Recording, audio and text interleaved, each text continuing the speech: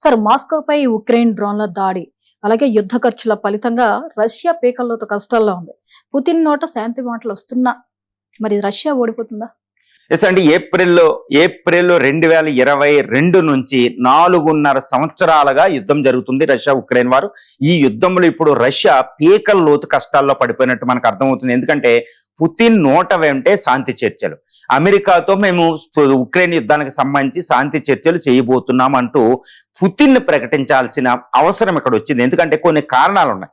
Recent కొన్ని నెలలుగా చూస్తే ఏంటంటే ఉక్రెయిన్ భయంకరంగా విజృంభిస్తుంది. రష్యన్ ఆర్మీని ముందుకు రాకుండా ఈ డోన్బాస్ రీజన్ దగ్గర ఏది లుహాన్స్కు, డొనెట్స్కు, జపరోజియా ఏరియాల్లో ఆపడమే కాదు, కీవ్లోకి రాజధాని నగరంని కాపాడుకుంటుంది ఉక్రెయిన్.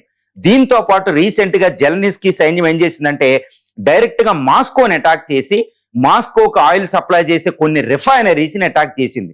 దీంతో ఇండియా నుంచే డీజిల్ దిగుమతి చేసుకునే పరిస్థితి రష్యాకు వచ్చిందంటే ఎంతటి కష్టంలో మాస్కో పడిపోయిందో మనం అర్థం చేసుకోవచ్చు. ఎందుకంటే వ్యూహాత్మకంగా ఉక్రెయిన్ భయంకరంగా దాడి చేస్తుంది. ఉక్రెయిన్కి ఇప్పుడు నాటో, అమెరికాలు ఇండైరెక్ట్ గా సపోర్ట్ చేస్తూనే ఉన్నాయి.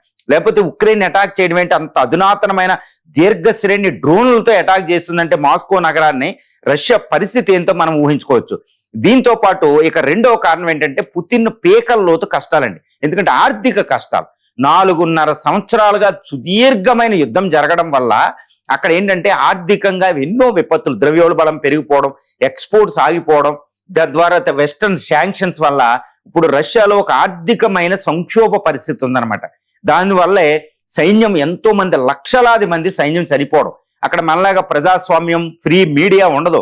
కాకపోతే రష్యాలో పుతిన్ వ్యతిరేకత ఎక్కువగా అక్కడ వచ్చే అవకాశం ఉంది. ఎందుకంటే ఇంత సుదీర్ఘకాలం ఉక్రెయిన్లో ఎక్కువ విజయాలు తక్కువ రావడం, అంత టైం తీసుకోవడం ఉక్రెయిన్ ఓడించడానికి, కాబట్టి ఆల్మోస్ట్ వ్యతిరేకత ఉందన్నమాట. కాకపోతే అక్కడ కుదరదు, సింగిల్ పార్టీ రూల్ కాబట్టి.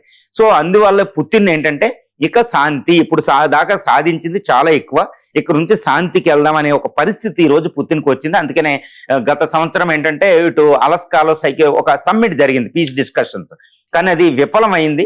ఇప్పుడు దాన్ని బేస్ చేసుకుని మళ్ళీ శాంతి చర్చలు ఇప్పుడు ట్రంప్తో నేను చేయబోతున్నాను అని చెప్పడం, తర్వాత జెలెన్స్కీని మాస్కోకి ఇన్వైట్ చేయడం, మన ఇద్దరం డైరెక్ట్ గా మాట్లాడుకుందామని ఏదో విధంగా యుద్ధాన్ని ఆపడానికే ఇప్పుడు పుతిన్ ట్రై చేస్తున్నారు. ఈవెన్ యుఎస్, ఉక్రెయిన్ కూడా అదే పరిస్థితిలో ఉంది, బేరసారాలు జరుగుతున్నాయి. కాబట్టి ఈ యుద్ధం ఎండ్ అయ్యే పరిస్థితి ఉంది. ఇప్పుడు రష్యా కష్టాలని ఎలా తీర్చాలనేది వెంటనే ఇండియా, చైనాలు రంగంలో దిగినట్టు తెలుస్తుంది. ఇండియా వెంటనే, ఎందుకంటే మనకి రిఫైనింగ్ ఫెసిలిటీస్ ఎక్కువ ఉన్నాయి. రష్యా నుంచి మనం చమురు తెచ్చుకుంటున్నాం, కానీ ప్రపంచంలో 3వ అతిపెద్ద రిఫైనింగ్ ఫెసిలిటీస్ మన దగ్గర ఉన్నాం. మనం రిఫైనింగ్ ఉంది కాబట్టి ఈ రిఫైన్ చేసిన పెట్రోలు, డీజిల్ని రష్యాకి మనం ఎక్స్పోర్ట్ చేస్తున్నాం అంటే దానికి తాత్కాలికంగా, అది మళ్ళీ రిఫైనరీస్ని పునరుద్ధరించుకునే వరకే.